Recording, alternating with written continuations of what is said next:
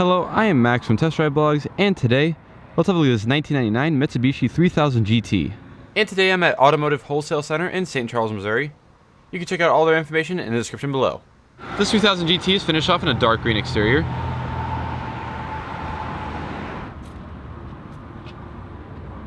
With a tan leather interior. The door panels have a lot of soft touch material, with the door handle up above, and your power windows and locks down below.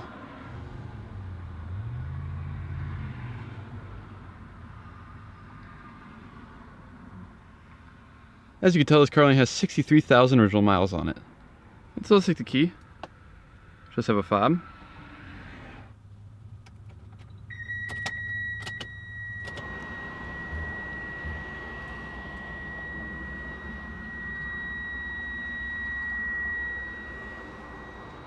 And of course, this car does feature the 5-speed manual transmission, which just shifts very smoothly. All the way over is reverse. And so it's fired up.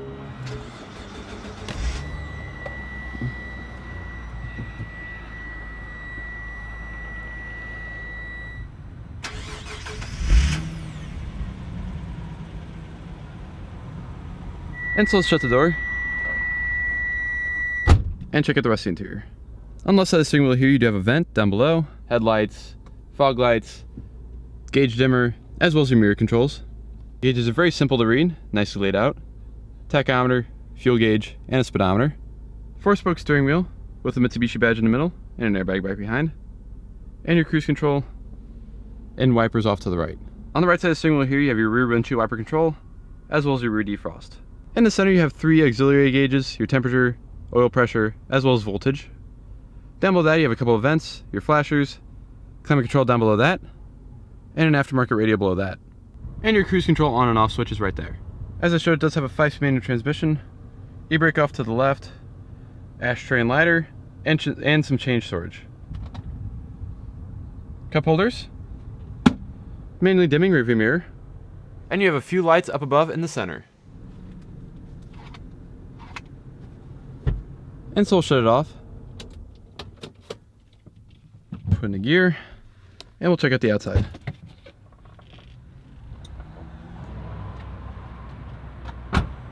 Every now and then I find something that I absolutely just have to film no matter how far away it is or anything. And that's the story for the 3000 GT you see here.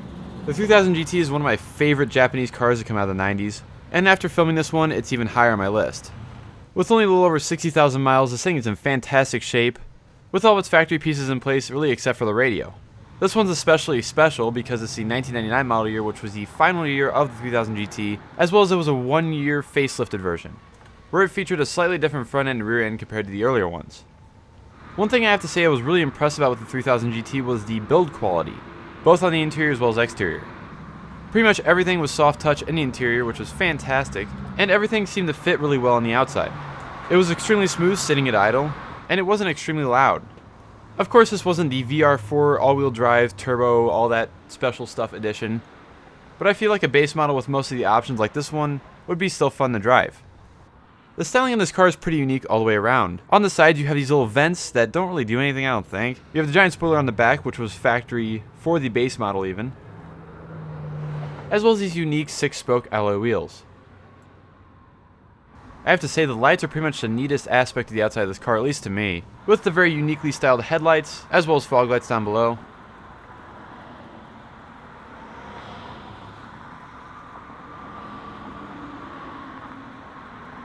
And on the rear you have very flat brake lights, with an LED third brake light integrated into the spoiler, which is factory.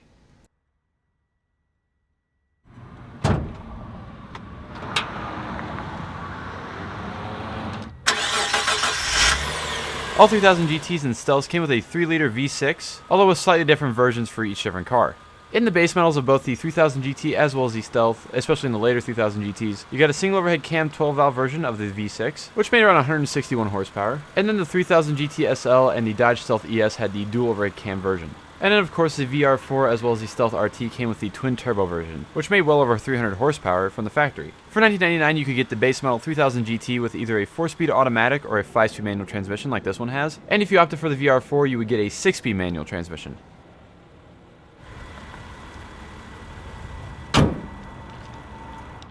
The non-turbo dual overhead cam 3000 GT was rated at 17 miles per gallon city and 23 miles per gallon highway.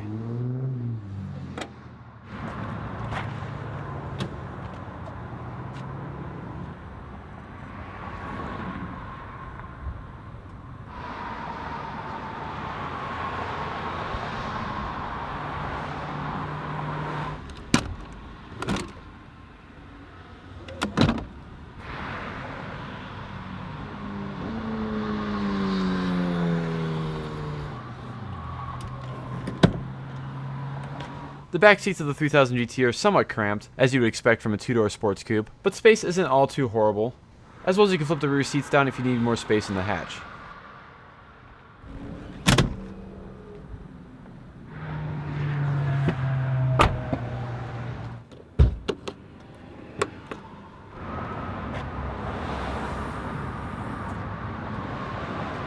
In the back, space is decent. You get 11.1 cubic feet of space, and as I mentioned, you can flip the seats forward so you have more. You also get a nice little privacy protector.